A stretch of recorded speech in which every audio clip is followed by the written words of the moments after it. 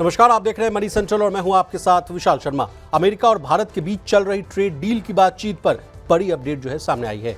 खबरें आ रही हैं कि कल कुछ बड़ा होने वाला है। क्या है पूरी खबर जानने की कोशिश करेंगे। पूरी चर्चा में शामिल होने के लिए हमारे साथ मौजूद हैं हमारे सहयोगी और वरिष्ठ आर्थिक पत्रकार प्रवीण शर्मा। सर, आपका मनी सेंट्रल में बहुत स्वागत है। धन्यवाद विशाल। भारत और अमेरिका के बीच ट्रेड डील को लेकर चल रही अटकलों पर राष्ट्रपति डोनाल्ड ट्रंप के करीबी और अमेरिकी राजदूत सर्जियो गोर ने एक बड़ा बयान दिया है। यूएस राजदूत ने भारत आकर ऐसा क्या कहा, जानने और समझने की कोशिश करेंगे। इसके अलावा चर्चा करेंगे हेलियोक्स कैपिटल के समीर अरोड़ा की। पिछले साल आम बजट से ठीक पहले उन्होंने LTCG जो है long term capital gains tax खत्म करने की वकालत की थी। इस बार भी समीर अरोड़ा ने बड़ा और बेबाक बयान दिया, कहा कि LTCG 0 करो, बाकी सब भूल जाओ। इनके बयान को डिकोड करने की कोशिश करेंगे और अंतिम में चर्चा करेंगे वोडाफोन आइडिया की। लंबे समय से परेशानियों से जूझ रही कंपनी के लिए कई पॉजिटिव खबर जो है सामने आ रही है। खबरें आ रही है कि स्टेट बैंक ऑफ इंडिया के नेतृत्व वाले बैंक जो है वोडाफोन आइडिया को नए फंड देने पर फिर से विचार करेंगे। क्या है ये एकदम पूरा मामला, एकदम आसान भाषा में विस्तार से समझने की कोशिश करेंगे। चलिए बिना देर किए फटाफट करते हैं मनी सेंट्रल की शुरुआत। अमेरिका और भारत के बीच ट्रेड डील न हो पाने को लेकर अमेरिकी कॉमर्स मिनिस्टर हावर्ड लुट्निक ने कुछ दिन पहले ही बड़ा दावा किया था। लुट्निक ने कहा था कि यह डील इसलिए अटक गई क्योंकि भारतीय प्रधानमंत्री नरेंद्र मोदी ने अमेरिकी राष्ट्रपति डोनाल्ड ट्रंप को फोन नहीं किया। लेकिन अमेरिकी एम्बेसडर सर्जियो गोर ने आज नई दिल्ली में पदभार संभालते हुए कहा कि भारत अमेरिका जो संबंध है वो सच्ची दोस्ती पर आधारित है। उन्होंने दोनों देशों के बीच ट्रेड टॉक्स जारी रहने के संकेत भी दिए। गोर ने कहा कि सच्चे दोस्त कभी कभी असहमत हो सकते हैं, लेकिन वे अपने मतभेद जो है सुलझा लेते हैं। प्रवीण सर, उन्होंने ये भी कहा कि बातचीत का अगला दौर 13 जनवरी को होने की उम्मीद है, यानी कल कुछ बहुत बड़ा होने वाला है सर। बड़ा तो क्या होगा, लेकिन हाँ ये है कि बातचीत को रीस्टार्ट करने की प्रोसेस हो सकता है कल स्टार्ट हो। कल एक बार नए दौर की बातचीत भारत और अमेरिका की ट्रेड डील को लेकर शुरू हो। सर्जियो गोर ने आज ही पदभार ग्रहण किया है भारत में अमेरिका के राजदूत के तौर पे जी। और सर्जियो गोर का अगर आप अगर उनका इतिहास देखेंगे तो वो अमेरिकी राष्ट्रपति डोनाल्ड ट्रंप के बेहद करीबी माने जाते हैं। पिछले साल जब उनका नॉमिनेशन किया गया भारत के राजदूत के तौर पे, तो एक वो कद्दावर शख्सियत हैं जी, जिनको राष्ट्रपति ट्रंप ने भारत में राजदूत के तौर पर चुना। और उसके पहले काफ़ी वक्त तक भारत में जो अमेरिकन एम्बेसडर हैं उसका पद जो है एक तरह से रिक्त जैसा था।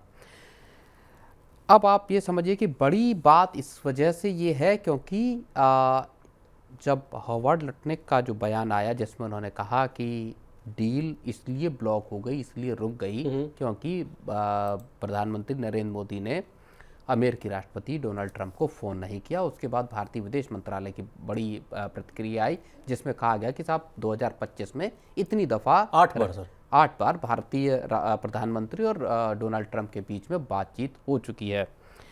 लेकिन इस बयान के बाद ये लगा कि अब भारत और अमेरिका की डील एक बड़े डेडलॉक में फंस गई है और ये अब यहाँ से निकलना, डील हो पाएगी या नहीं हो पाएगी, ये एक बड़ा वहाँ पे मसला फंसता हुआ दिखाई दिया था।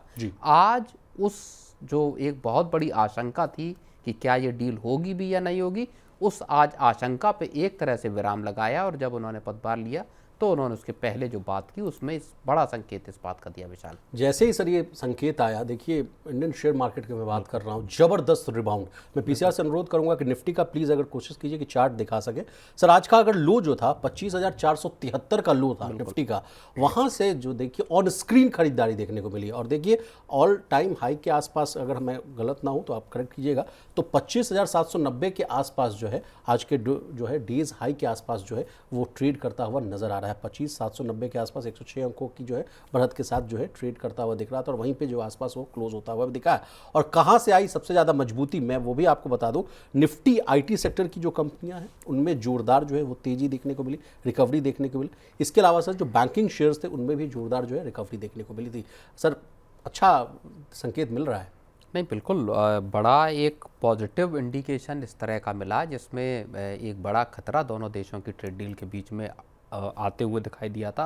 और अगर पिछले हफ्ते देखेंगे तो 4 दिन में ही 1500 पॉइंट जो है वो सेंसेक्स जो है वो नीचे आया था और इसके बाद मार्केट्स की भी बुरी तरह से कहा जा रहा है 20 लाख करोड़ रुपए सुहा हो गए थे। बिल्कुल, पिटाई मार्केट की बहुत बुरी तरह से चल रही थी इसी वजह से, क्योंकि ट्रेड डील को लेके बड़ी अनसर्टेनिटी बनी हुई थी और भारत और अमेरिका के बीच में संबंधों में एक बड़ा तनाव जो है वो हाल के वक्त में पनपता हुआ दिखाई दिया।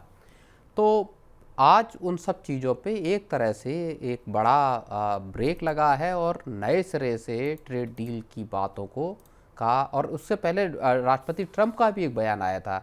उन्होंने भी ये कहा था कि हम भारत पे जो है वो 500% टैरिफ को लेके एक बिल भी आया वहाँ पे, और उन्होंने कहा कि मोदी मुझसे खुश नहीं है, लेकिन भारत रूस से तेल खरीदता है और इस वजह से ट्रेड डील नहीं हो पा रही। तमाम तरह की ऐसी बातें की थी जिसको लेके एक बड़ी जो है आशंका इस बात की विशाल बन रही थी। लेकिन भारत ने इस पूरी प्रक्रिया में केवल एक MEA के बयान के अलावा भारत की तरफ से कोई प्रतिक्रिया नहीं आई। एग्जैक्टली। तो भारत ने इस पूरे जो गतिरोध है उस पे एक तरह से शांत रहना ही मुनासिब समझा था। जी सर, और आज की जो रिकवरी हुई उससे जो है 6.71 लाख करोड़ का जो है जो मात्र 200 मिनटों में जैसे खबरें आ रही है सर, निवेशकों ने जो है 7 लाख करोड़ के आसपास की कमाई भी की है। जैसा कि मैंने आपको कहा कि 19 लाख करोड़ स्वाहा भी हो गए थे, तो आज जो इस रिकवरी आई है उससे अच्छे संकेत भी मिलते हुए दिख रहे हैं। अब सर, सर्जियो गौर साहब का एक और जो है स्टेटमेंट वो भी बहुत वायरल हो रहा है सर। वो कह रहे हैं कि अगले 1 या 2 साल में जो है डोनाल्ड ट्रंप साहब जो है वो भारत आते हुए भी दिख सकते हैं। जिस तरह से पुतिन साहब का जो दौरा था उसको भी हम लोगों ने बहुत एक्सटेंसिवली कवर किया था, तो इनका आना भारत की धरती पर ये कैसे आप देखेंगे, किस कदम? ये बहुत बड़ा स्टेप होगा अगर राष्ट्रपति ट्रंप भारत का दौरा करते हैं। सारे गिले शिकवे दूर हो जाएंगे। हाँ, और ऐसा होगा तब विशाल, जबकि भारत और अमेरिका के बीच में एक बड़ी ट्रेड डील पे दस्तखत हो जाए। दोनों देशों के बीच में संबंध जो 2025 के पहले यानी 2024 के एंड तक का जो लेवल था, 2025 की शुरुआत तक, उस लेवल पर अगर भारत और अमेरिका के संबंध पहुंचते हैं तो आप ये मानकर चलिएगा कि राष्ट्रपति ट्रंप का जो है वो बड़ा दौरा भारत का हो सकता है। और अगर ये दौरा होता है तो बहुत सारी डिफेंस से लेके तमाम तरीके की डील्स पर भी दस्तखत हो सकते हैं। जी, अब प्रवीण सर, मेरा अगला सवाल आपसे ये रहेगा कि जिस गतिरोध की हम लोग बात करते रहते थे, जिसमें जो फैक्टर्स सामने आते थे कि जैसे डेयरी प्रोडक्ट्स हो गया, नॉनवेज प्रोडक्ट्स हो गया, और तमाम किसानों का जो इंटरेस्ट था, उनके हितों को सुरक्षित करने का दावा करते हुए दिख रही थी भारत सरकार, तो क्या अब उन मोर्चों पर भी क्या गाड़ी अटकेगी या उन सब बातों को मान लिया जाएगा?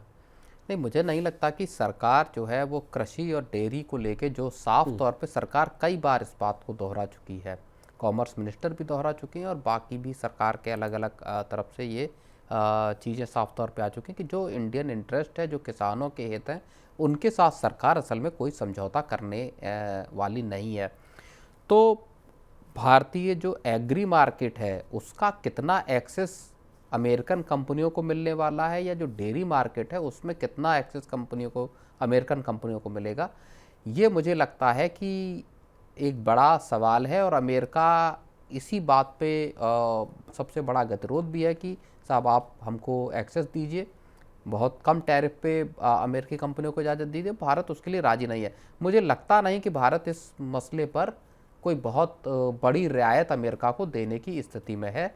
किसानों के हितों को प्रिजर्व या सुरक्षित रखने की सरकार पूरी कोशिश। एक लास्ट सवाल मैं आपसे पूछना चाह रहा हूँ सर, जो हाल फिलहाल में अभी जो गतिरोध देखने को मिला, वेनेजुएला वाला मामला भी सामने आया, तो क्या इस ट्रेड डील में वेनेजुएला और जो है वो ऑयल वाला जो मामला है वो भी रहेगा ट्रेड डील में, बहुत बड़ी बात रहेगी? क्या इसको लेकर भी कहा जा सकता है अमेरिका की तरफ से कि देखिए हम जो तेल है वो निकालेंगे, उसको आप मेरे से खरीदिएगा, ऐसी कुछ बातें सामने होगी या नहीं? नहीं, हो सकता है। ट्रेड ऑयल को लेके अमेरिका की तरफ से भारत को ऑफर हो सकता है कि आप वेनेजुएला का ऑयल खरीदें। अमेरिका का साफ तौर पे कहना है और उन्होंने बार बार इस बात को स्पष्ट किया है कि वेनेजुएला के तेल पर अमेरिका का कंट्रोल रहेगा। कौन खरीदेगा, किस दाम पे खरीदेगा, ये सारा कुछ अमेरिका तय करेगा और उसका प्रॉफिट का कुछ हिस्सा वेनेजुएला को जाएगा और एक बड़ा हिस्सा या एक अच्छा खासा पोर्शन अमेरिकी कंपनियों या अमेरिका के पास जाएगा। अमेरिका ये कोशिश कर सकता है कि साहब आप रूस से तेल की खरीदारी को बंद कीजिए, हम आपको ऑप्शन दे रहे हैं, हैवी क्रूड है वेनेजुएला का, लेकिन आप उस क्रूड को लें और हम इसको कम दाम पे आपको, क्योंकि वेनेजुएला का अगर प्रोडक्शन बढ़ता है, हालांकि वहाँ पे भी एक बहुत बड़ा मसला है। अभी राष्ट्रपति ट्रंप के साथ 2 दिन पहले ही मुलाकात हुई, जितनी भी अमेरिकन ऑयल कंपनियां हैं, एक्सप्लोरेशन और उनसे भी कुछ मतभेद हो गया उनका। बिल्कुल, अब उसमें शेवरॉन, एक्सन मोबिल जैसी बड़ी बड़ी कंपनियां, उनसे ट्रंप साहब ने कहा उनको ये उम्मीद थी हालांकि हम विषय से थोड़ा अलग जा रहे हैं, लेकिन उनको, ट्रम्प साहब को ये उम्मीद थी कि चूंकि हमने वेनेजुएला का एक तरह से अधिग्रहण कर लिया है, अब ये कंपनियां तो एकदम उत्साह में वहां जाके इन्वेस्टमेंट करेंगी। लेकिन जो उन कंपनियों का वहां मीटिंग में बयान आया, एक कॉन्शियस रुख सामने आया कि इतना राह जो है वो इतनी सरल, इतनी सादा सपाट है नहीं जितना दिखाई देता है। ओके। कुछ बयान क्या, कुछ रिपोर्ट्स ऐसी भी आई हैं जिनमें यह कहा गया है कि अमेरिकन कंपनियों को हर साल वेनेजुएला में $10 बिलियन का इन्वेस्ट करना होगा अगले 10 साल तक, और $100 बिलियन का टोटल इन्वेस्टमेंट अगले 10 साल में वेनेजुएला में अमेरिकन कंपनियों को करना होगा। तब वहां से वो वायबल होगा या प्रॉफिटेबल धंधा उनका खड़ा होगा, जहां से कि जो चूंकि वेनेजुएला की हिस्सेदारी ग्लोबल ऑयल आउटपुट में, प्रोडक्शन में 1% है सिर्फ, उसको डबल करने में इतना पैसा खर्च होगा। ओके। तो अमेरिकन कंपनियां सोच रही हैं इसके बावजूद पॉलिसी क्या होंगी, अब वेनेजुएला की आगे की स्थितियां क्या होंगी, वहां की सरकार का कितना सपोर्ट होगा, क्या इतना पैसा लगाया जा सकता है वहां, क्या इसका फायदे होंगे कि नहीं, इसको लेके अमेरिकन कंपनियां बड़ी चिंतित हैं और एकदम से आउटराइट जाके वहां पे इन्वेस्टमेंट करने से बहुत बच रही हैं।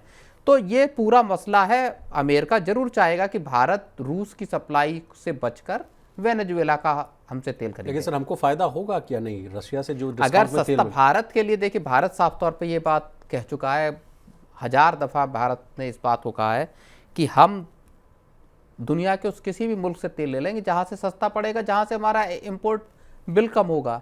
रशिया चूंकि जब जंग का वक्त था तब 20-25% डिस्काउंट पे दे रहा था, अब कम डिस्काउंट पे दे रहा है, लेकिन फिर भी डिस्काउंट पे ऑयल मिल रहा है। तो अगर डिस्काउंट पे तेल मिलेगा, वेनेजुएला चूंकि दूर है, वहां से लॉजिस्टिक्स का खर्च ज्यादा, अगर वो सब मिला के अगर ठीक ठाक पड़ता है तो लेने में कोई गुरेज नहीं है। चलिए सर आगे बढ़ते हैं। भारतीय शेयर बाजार पिछले कुछ महीनों से जो है एफआईआईज़ की जो है भारी बिकवाली झेल रहा है।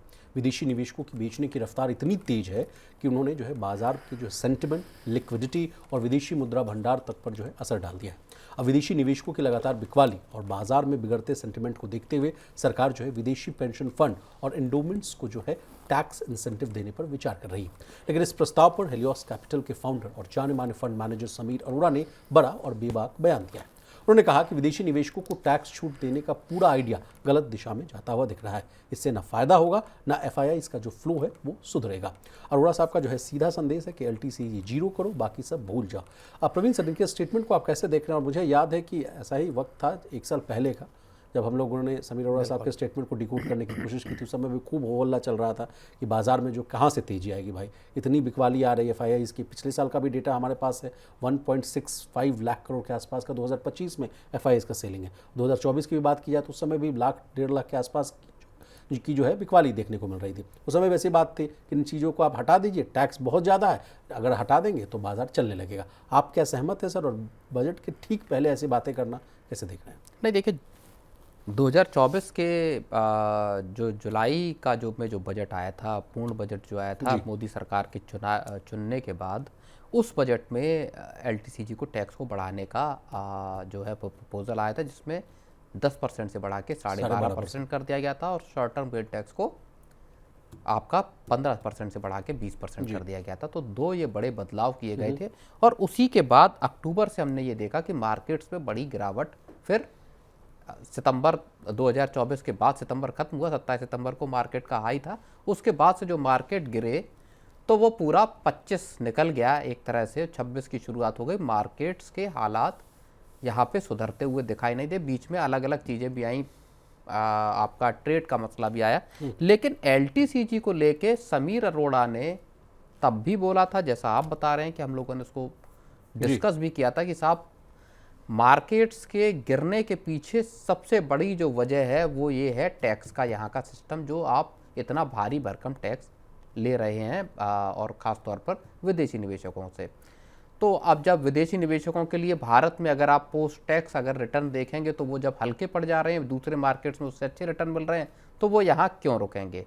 और इसी को लेकर अब उन्होंने ये कहा है कि अगर आप इन टैक्सेस को हटाकर जीरो करने का काम करते हैं या कोशिश करते हैं तो बाजार में फिर हम पहले जैसी रौनक जो 2020 से 20 की जो जून जुलाई से जो स्टार्ट हुआ कोविड के बाद में, तो वो फिर एक तरफा रैली जैसी दिखाई दी वहाँ पे। जी सर, उन्होंने ये भी तर्क दिया है कि विदेशी निवेशकों को चुनिंदा अगर जो टैक्स छूट देते हैं वो गलत दिशा में इसलिए है क्योंकि ज़्यादातर विदेशी पेंशन फंड जो हैं वो सीधे भारत में जो है इन्वेस्टमेंट नहीं करते हैं, वे तो या तो यूएस या अन्य देशों में लिस्टेड जो इंडियन जो ETFs है उनमें पैसा लगाते हैं। कई निवेशक जो है एक्टिव फंड्स में भी होते हैं जहां अलग अलग देशों में अलग अलग टैक्स स्टेटस वाले जो है निवेशक एक साथ होते हैं। इस बात को थोड़ा अगर हम आसान भाषा में आपसे समझना चाहें सर।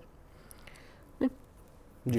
जो भारत की विदेशी फंड। कंपनियां जो दूसरे देशों में लिस्टेड हैं, मेनली वो कंपनियां जो पेंशन फंड हैं या एंडोमेंट्स हैं वो भारत में, और सरकार इन फंड्स को लेकर आने की कोशिशें भी कर रही है। एक और प्रयास चल रहा है जिसमें ये कहा जा रहा है कि जो वेल्थ फंड हैं वो भारत के बैंकिंग सेक्टर में पैसा लगाएं, वहाँ पे FDI की लिमिट को बढ़ा के सरकारी बैंकों में 49% करने की एक बात आ रही है। अभी जो 20% की कैपिंग है, कुछ बैंकों में, प्राइवेट बैंकों में हमने अभी ऐसे इन्वेस्टमेंट देखे भी हैं। जी।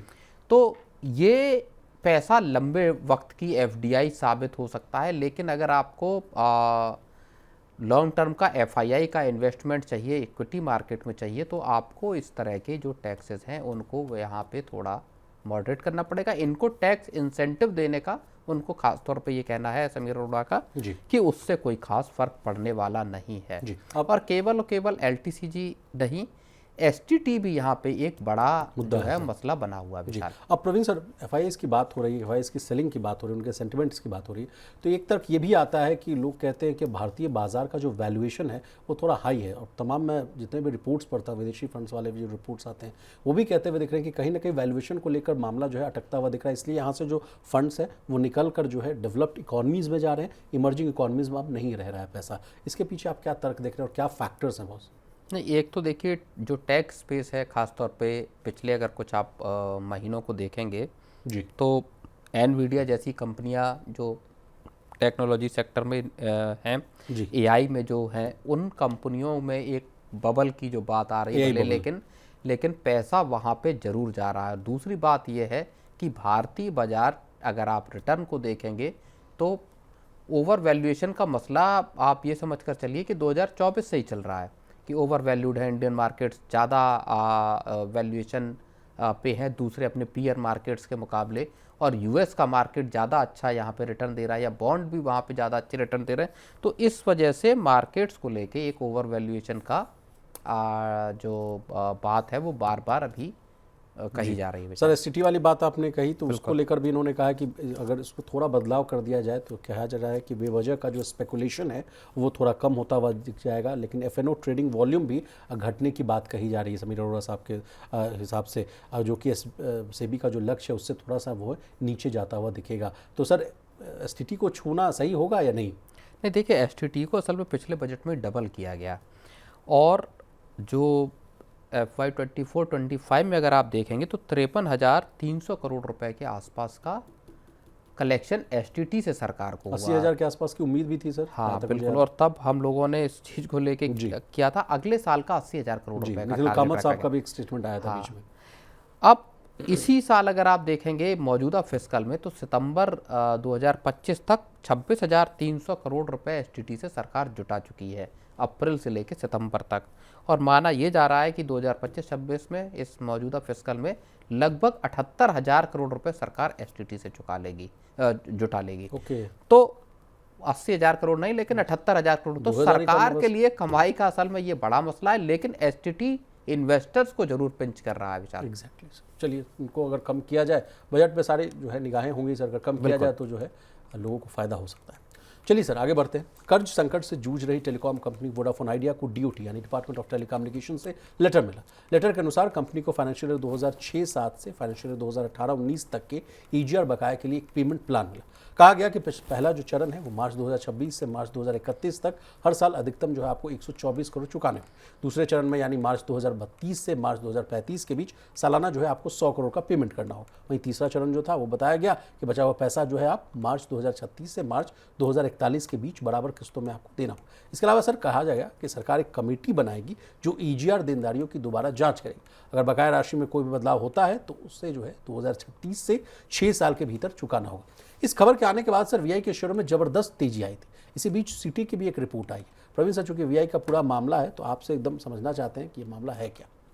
नहीं, बिल्कुल देखिए, जब सरकार ने वोडाफोन आइडिया को अपना रिलीफ पैकेज जारी किया, तो उसमें चूंकि उसकी डिटेल नहीं थी, सिर्फ इतना था कि साहब जो बकाया है वो 87,700 करोड़ रुपए जी। के आसपास में फिक्स गवर्नमेंट ने कर दिया है। अब उसकी पेमेंट को किस तरह से करना है कंपनी को, ये उसकी मॉडलिटीज़ जो है वो सामने नहीं आई थी। जी। अब जब ये जो पैसा कैसे चुकाना है उसकी जो शर्तें आई हैं, और उसमें 124 करोड़ या 100 करोड़ की किस्तें हैं, ये आप इसको इस तरह से देख लीजिए कि वैसे कंपनी को मार्च 2026 में 18,000 18,000 करोड़ करोड़। रुपए की देनदारी यहाँ आपको देनी थी। वहाँ से घटकर अगर आपकी देनदारी 124 करोड़ रुपए रह गई है, जी। तो अगले कुछ वर्षों के लिए अगर आप देखेंगे, 5-7 साल के लिए, यहाँ कंपनी के ऊपर फाइनेंशियल बर्डन एजीआर का है नहीं। दूसरी बड़ी बात यह है, इसी चीज़ को अगर हम देखते हैं कि एजीआर के जो कैलकुलेशन है, सरकार ने उसमें भी ये बोला है कि हम एजीआर के कैलकुलेशन को देखने के लिए एक कमेटी बनाएंगे। जी। ये कमेटी अगर एजीआर के कैलकुलेशंस में जो कंपनियां मांग कर रही, चाहे वोडाफोन आइडिया हो चाहे एयरटेल हो, दोनों का ये कहना है कि साहब इसका कैलकुलेट करने का तरीका बड़ा गलत है और इसकी वजह से हमारे ऊपर भारी भरकम देनदारी 2006-7 वाला मामला था सर। बिल्कुल।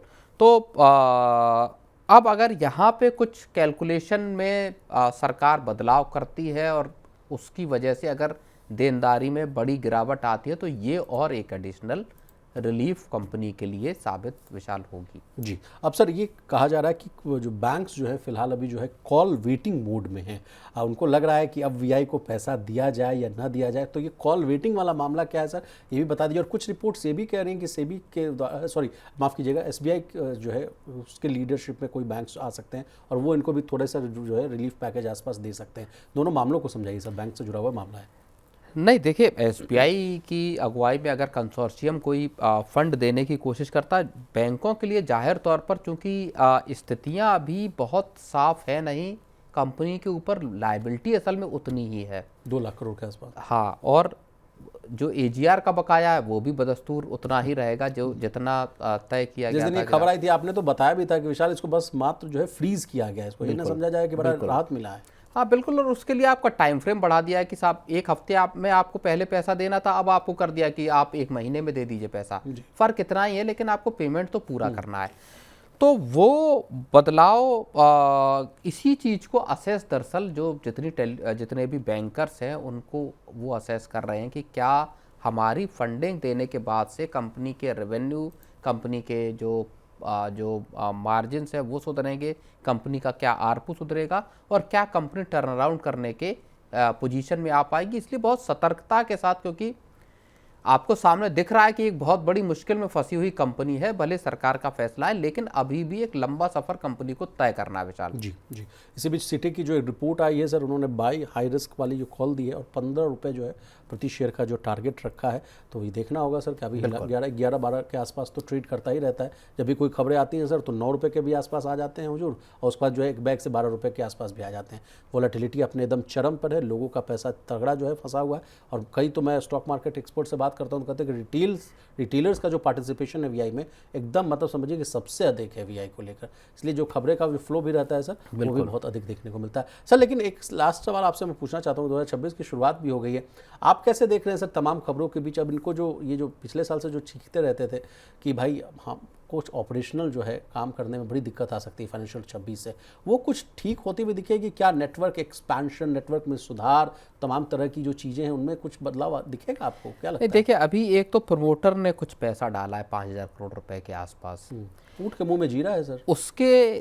उसके साथ आपको की जो लायबिलिटी है वो अभी है नहीं, कुछ देनदारी कुछ है नहीं।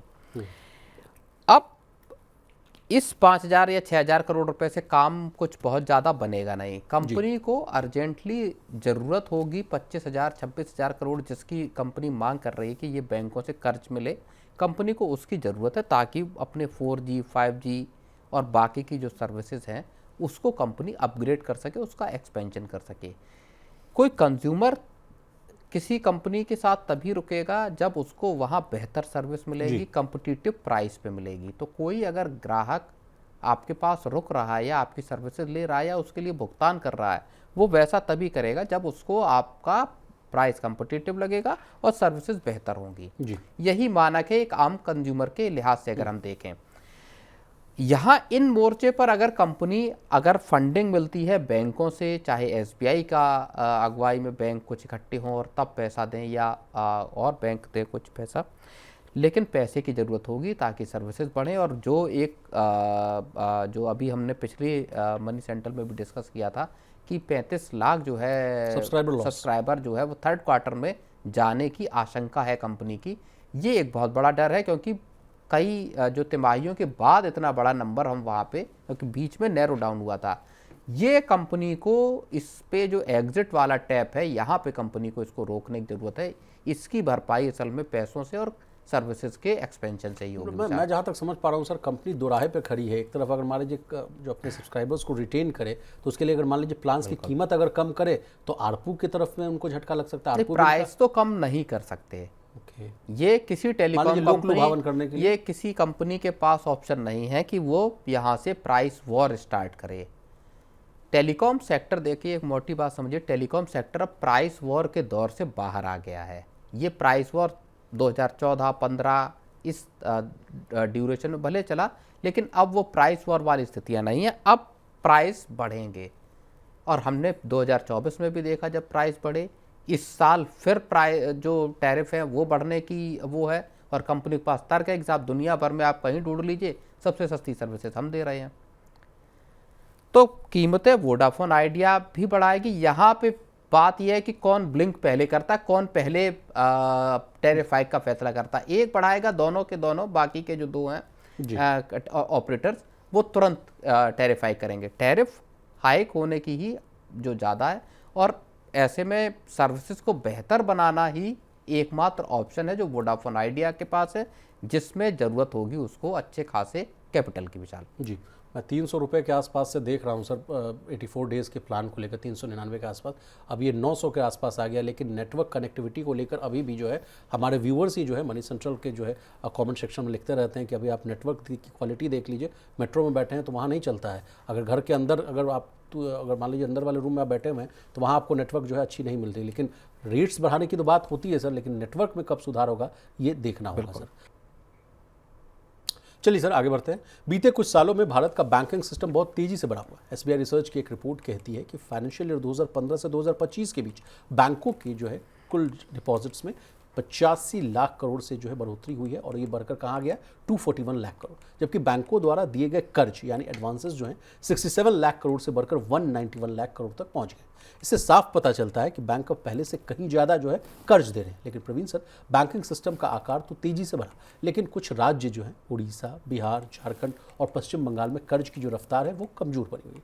दोनों डेटा को सर मैं आपसे जो है डिकोड करवाना चाहता हूँ, कैसे देख रहे हैं इस खबर को। और पिछले मनी सेंट्रल में भी हम लोगों ने इस बात को डिस्कस किया था कि LTL यानी लोन टू जो वैल्यू है, लोन टू डिपॉजिट वाला जो वैल्यू है वो जो है 81 के आसपास आ गया। कई बैंकों, प्राइवेट सेक्टर बैंकों में अगर देखा जाए तो जिस हिसाब से पैसा आ रहा है बैंकों में सर, उसी अनुपात में बैंक्स जो है कर्ज दे रहे हैं। हालत ऐसी हो गई कि 100 रुपये बैंक में आ रहा है और 100 रुपये का कर्ज बांट भी दे रहे हैं। तो वो भी एक चिंता का विषय था, उसको भी समझाइएगा।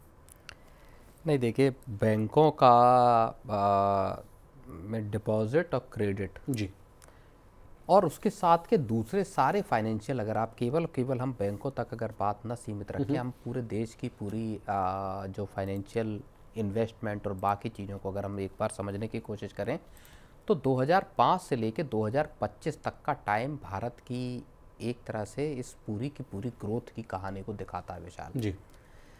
अब FY25 और फिर हम उसकी भी बात करेंगे जो कुछ राज्य क्यों पिछड़े हुए हैं। FY 2005 में यानी मार्च 2005 के आखिर में बैंकों के डिपॉजिट 18.5 लाख करोड़ रुपए के आसपास थे। 18.5 लाख करोड़ जी। और ये आंकड़ा बढ़कर अब 241 लाख करोड़ के ऊपर चला गया है, 242 लाख करोड़ के आसपास। इसी तरह क्रेडिट का आंकड़ा जो है वो 11.5 लाख करोड़ का था जी, जो बढ़कर अब 191 लाख करोड़ हो गया है। अब आप देखिए कि 11 लाख करोड़ से 191 लाख करोड़ आपके क्रेडिट बढ़े हैं। और टाइम कितना हुआ है? 5, 10, 15 और 10, 25, 20 साल की ये कहानी है। 20 साल में कितने गुना आपका क्रेडिट और डिपॉजिट दोनों का फ्लो बढ़ा हुआ है। एक डेटा ये है। फिर अब आप आ जाइए म्यूचुअल फंड्स पे। म्यूचुअल फंड्स के AUM देखिए, FY जो 2005 है उसमें आप जानकर और दर्शक भी जानकर चौंक जाएंगे, भारत की जो पूरी AUM इंडस्ट्री है, पूरी म्यूचुअल फंड इंडस्ट्री, माफ़ कीजिएगा, उसका AUM सिर्फ और सिर्फ 1.23 ट्रिलियन रुपये था, यानी 1.23 लाख करोड़ रुपए था, जो अब 80 लाख करोड़ के आसपास है, जो अब 80.23 यानी 80 लाख करोड़ के पार है। 1 लाख करोड़ से 80 लाख करोड़, 80 गुना यहाँ पे। अब आप देख लीजिए मार्केट कैप शेयर मार्केट का, BSE का मार्केट कैप 2005 में जब हम देखते हैं तो 17 लाख करोड़ रुपए के आसपास था, 17,14,000 करोड़ रुपए था। अब ये 472 लाख करोड़ रुपए पहुंच गया है। तो जिस अनुपात में दरअसल बैंकों के क्रेडिट और डिपॉजिट बढ़े हैं, उससे कहीं बड़े पैमाने पर आपको म्यूचुअल फंड्स के AUM और स्टॉक मार्केट में इन्वेस्टमेंट दिखाई देता है, जो आपको मार्केट कैपिटलाइजेशन की शक्ल में दिखाई देता है। तो सर, क्या इससे ये माना जा सके कि देश की जो जनता है वो बड़ी फाइनेंशियल लिटरेट हो गई है, लोगों को पता है कि कहाँ पैसा बनेगा? इससे ये पता चलता, बिल्कुल दोनों बातें हैं। इससे एक तो ये पता चलता है कि लोगों में जागरूकता आई है और अलग अलग जो तरीके हैं या जो फाइनेंशियलाइजेशन है उसमें किस तरह का विस्तार हुआ है। दूसरी चीज़ जो ज़्यादा बड़ी पता चलती है विशाल, वो ये पता चलती है कि लोगों की आमदनी इन 20 सालों में किस रफ्तार से बढ़ी है जी। और इसमें भी खासतौर पे अगर आप देखेंगे तो 2015 से अगर आप 25 को देखेंगे या 14 से अगर आप देखेंगे तो यहाँ पे आपको और बड़ी रैपिड ग्रोथ दिखाई देगी। और अगर इस डेटा को आप ग्रैनुलर उसमें जाने की कोशिश करेंगे और महीन अगर आप इसमें देखेंगे तो FY21 से यानी 2020-21 से असली खेल पलटा है जी, आफ्टर कोविड के बाद से पूरा का पूरा देश की जो इन्वेस्टमेंट, भारत किस तरह से इन्वेस्टमेंट करता है, भारत किस तरह से पैसे बचाता है और किस तरह से खर्च करता है, ये पूरी तस्वीर असल में बदल गई है इन पिछले 4-5 साल में। सर, 1-2 कारण तो उस समय भी मुझे भी समझ में आता था कि एक तो हो गया कि अब डिजिटल ऐप्स जो आगे बड़े आराम से जो है आदमी अपने मोबाइल में जो है ऐप इंस्टॉल करता है, उसमें पैसा लगा लिया और अपना ट्रेड कर रहा है। दूसरा सवाल आपसे बड़ा अहम ये पूछना चाह रहा हूँ कि फिर सर, जब हम खुद ही कह रहे हैं कि बड़ी जनता हमारी जो है फाइनेंशियल लिटरेट है, तो फिर आउट ऑफ 10 मतलब 10 अगर मान लीजिए FNO ट्रेड्स की मैं बात कर रहा हूँ, 10 में से 9 निवेशकों को क्यों घाटा हो रहा है? सेबी को बार बार चेतावनी क्यों जारी करनी पड़ रही? नहीं, लोगों को पैसा भी बर्बाद हो रहा है। नहीं, वो FNO ट्रेड में लोगों को लॉस इसलिए हो रहा है क्योंकि लोग लालच का शिकार हो रहे हैं। जब आपको देखिए दिन में 10 रुपये कमाने मिल रहे हैं तो आपके अंदर इच्छा हो रही है कि मैं रोज़ 15 रुपये क्यों ना कमा लूँ, रोज़ 20 रुपये क्यों ना कमा लूँ। कुछ लोग आके बता भी रहे कि आप तो साहब 2 रुपये ही कमा रहे हो, मैं कमा रहा हूँ 10 रुपये रोज, बस इतना सा काम करना होगा आपको। यहाँ FNO में ये ट्रिक मैं बता दूंगा, पैसा आप लगा दो। लोगों ने असल में वो रिस्क, एक बार कोविड के दौरान हुआ क्या, कोविड के दौरान लोगों को मौका मिला घर पे बैठने का कि साहब 1.5-2 साल आप घर टिके रहिए, घर से काम कीजिए, घर से जो होगा वो होगा, जो भी कुछ है। लोगों का पैसा बचा, अपने अपने होम टाउन लोग चले गए, वहाँ से काम किया, लोगों के पास कैश इकट्ठा हुआ और वहाँ लोगों ने फिर ये सीखा कि साहब शेयर बाज़ार में कैसे पैसा लगाया जाए, SIPs कैसे की जाए, तरह तरह के जो फिनफ्लुएंसर हैं उनकी मशरूमिंग हुई देश में जगह जगह। किसी ने बताया मैंने तो 6 महीने में अपना 200% प्रॉफिट कमा लिया, किसी ने 4 महीने में। ऐप थे ही जी, चीज़ें ऐसा नहीं था कि 2020-21 से पहले नहीं थी, ऐप नहीं थे। जीरोधा जाने कब से काम कर रहा है या इस तरह के दूसरे ऐप से। डिस्काउंट ब्रोकर्स वाला कॉन्सेप्ट उस समय के बाद से और बढ़ा सर। तब इसलिए बढ़ा क्योंकि लोगों की नज़र में वो चीज़ें आई। तब लोगों को पता चला कि अब हम मार्केट में पैसा लगा के, बैंक FD में 8% मिल रहा है, ये जनता को पता था। 8% भी खैर मैं ज़्यादा ही बता रहा हूँ, 6-7% इतना पैसा मिल रहा था। लोगों ने कहा मेरे पास 2 लाख रुपए पड़े, इसका क्या किया जाए। बैंक में तो पता ही है कि साहब 2 लाख का 2,10,000 रुपये हो जाएगा ज़्यादा से ज़्यादा। सर, अभी करेंटली वाला एक डेटा और ऐड कर लें सर, तो अभी तो तस्वीर और बदलती हुई दिख रही है। अब तो लोगों ने एम्फी का जो डेटा आया था सर, जिसको मैं रीड कर रहा था, 211% की बढ़ोतरी है गोल्ड ETF में। तो अब तो लोग जो है देखिए म्यूचुअल फंड और आप शेयर मार्केट कह रहे हैं, अब तो देखिए गोल्ड सिल्वर, अब लोग रिस्क लेना शुरू किया। जब एक बार लोगों ने बाजार में पैसा कमाया, खून लग गया। हाँ, खून लग गया। अब एक बार जब बाजार में पैसा कमा लिया कि यहाँ तो यार मैं 6 महीने या साल भर में मेरा पैसा डबल हो सकता है, तो लोगों ने कहा डबल हो सकता है, इसको ट्रिपल क्यों ना कर लिया जाए जी। तो ऑप्शंस में चले गए जी। किसी ने 10,000 लगाया, किसी ने 1 लाख लगा दिया, वहाँ लॉसेस भी हुए। लेकिन 2021 के बाद से जो अच्छे रिटर्न मिलने का सिलसिला शुरू हुआ और जब एक साल में जब रिटर्न धराशायी हुए 2024 से, उसके बाद लोग फिर गड़बड़ा गए कि अब क्या किया जाए। अब तो 1 रुपया नहीं पैदा कर पा रहे हैं यहाँ से बाजार से, सबके लॉस में है। तब दिखा गोल्ड कुछ भाग रहा है तो लोग गोल्ड की तरफ दौड़ पड़े। अब गोल्ड सिल्वर, कोई लोग मौका असल में अब छोड़ना नहीं चाहते, कहीं आपको फिक्स डिपॉजिट से ज़्यादा रिटर्न मिले। और इसी वजह से हम देखते हैं कि बैंकों के जो डिपॉजिट्स हैं वो कमज़ोर पड़े हैं। क्रेडिट ऑफ टेक तो है ही, लोगों ने होम लोन पे टॉपअप लोन लिया, उस पैसे को लेके बाजार में लगा दिया, एसआईपी में चला दिया, लमसम एसआईपी कर दी, वहां पता चला कि 18% 17% ऐसे रिटर्न मिल गए। आप तो सर पीएफ का भी उदाहरण दे रहे थे कि लोग पीएफ से भी अपना पैसा निकालकर मार्केट में डाल रहे हैं। बिल्कुल, सरकार का ये भी एक बड़ा कंसर्न था कि लोग अपनी जो रिटायरमेंट की पूंजी है उसको उठा के बाजार में, लोगों ने पर्सनल लोन लिया, बाजार में पैसा लगा दिया, लॉस हुआ जी सर। लेकिन एक चिंताजनक रिपोर्ट ये भी है कि बिना गारंटी वाला जो कर्ज है वो भी तेजी से बढ़ा है। उसका भी डेटा है, 2005 में 2 लाख करोड़ के आसपास था, वो 2025 में जो है 47 लाख करोड़ के आसपास हो गया है। कुल कर्ज में जो हिस्सेदारी है वो करीब 25% के आसपास। खतरा ऐसा है कि ये कर्ज अगर वापस ना आए तो बैंकिंग सिस्टम के कोलैप्स होने का भी खतरा है। अनसिक्योर्ड लोन को लेके हम लोगों ने भी बात की थी, अभी कुछ दिन पहले ही मनी सेंट्रल में बात की थी। अनसिक्योर्ड लोन को लेके आरबीआई भी बार बार बैंकों को चेताता है कि आपका जो अनसिक्योर्ड टोटल रिटेल जो लोन है, अगर मैं सही डेटा याद कर रहा हूँ, 53% अनसिक्योर्ड लोन का हिस्सा है उसमें। जी। टोटल रिटेल लोन में अनसिक्योर्ड लोन की हिस्सेदारी 53%, यानी आधे लोन ऐसे हैं जो अनसिक्योर्ड है, जो पर्सनल लोन है, क्रेडिट कार्ड के लोन है, या दूसरे ऐसे लोन है जिन पे कोई कोलेटरल नहीं है बैंकों के पास। जाहिर तौर पर वहां अगर स्लिपेजेस होते हैं तो बैंकों की बैलेंस शीट्स तो गड़बड़ाएंगी। जी। अब सर लौटते हैं मूल कहानी पर, जो है देश भर में जो कर्ज बंटवारा जो है वो सही से नहीं हो रहा है। कुछ राज्य जो है वो पिछड़ते हुए नजर आ रहे हैं। उसमें इस लिस्ट में है उड़ीसा, बिहार, झारखंड, पश्चिम बंगाल। इन राज्यों में कहा जा रहा है कि जो सीडी रेशियो है वो 52% से भी कम है। ये खबर क्या है, इसको बहुत ही आसान भाषा में मुझे लगता है कि आप जिन भी राज्यों की बात कर रहे हैं उनकी आर्थिक स्थितियां जो है वो लोगों की पर कैपिटा इनकम देख लीजिए, इंडस्ट्रियलाइजेशन देख लीजिए, बाकी अगर आप चीज़ों को देखेंगे तो जो क्रेडिट प्रोफाइलिंग है वो उसी के हिसाब से आपको दिखाई देगी। इसीलिए कर्ज के मिलने की दिक्कतें, इसीलिए लोगों के कर्ज ले पाने की भी यहाँ पे मुश्किलें हैं विशाल। Okay sir. तो सर आज की कहानी में बस इतना ही। आपका बहुत शुक्रिया, आपने बहुत कीमती समय निकाला, तमाम विषय को बहुत ही आसान भाषा में विस्तार से समझाने की कोशिश की। तो आज के मनी सेंट्रल में बस इतना ही। इसी तरह देश, दुनिया और बिजनेस जगत से जुड़ी तमाम ताज़ा तरीन खबरों के लिए बने रहिए हमारे साथ और देखते रहिए मनी 9।